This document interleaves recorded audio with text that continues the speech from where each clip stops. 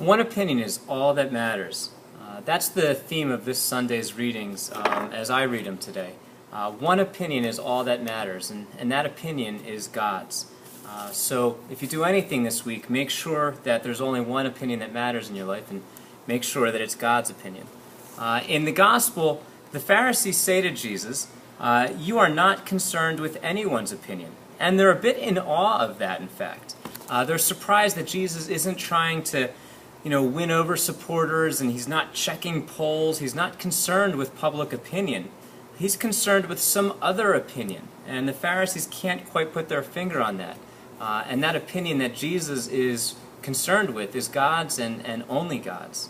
And so if we're going to mimic Jesus Christ this week, as we read the Gospel, we should make God's opinion the opinion that matters most in our lives.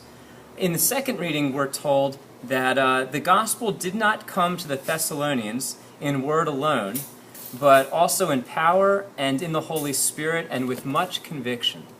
If you want to be a person of conviction, make sure that one opinion matters, and make sure that it's God's opinion that matters. Sometimes people say that only one opinion should matter in your life and it should be yours. From a Christian worldview, that's not true. Only one opinion should matter in the life of Dan Tarrant, and that's not Dan Tarrant's opinion.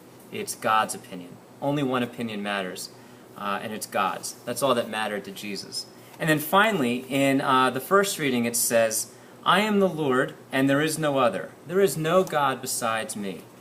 When you value an opinion enough in your life to let it change the way that you live your life, that opinion, or that person with that opinion, is your God.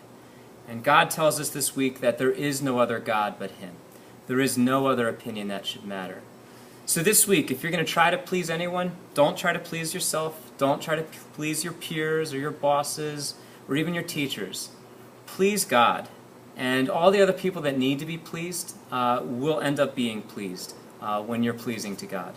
And if people are not pleased when you're pleasing to God, then pleasing them doesn't really matter. Enjoy the worship this weekend wherever you attend Mass. God bless.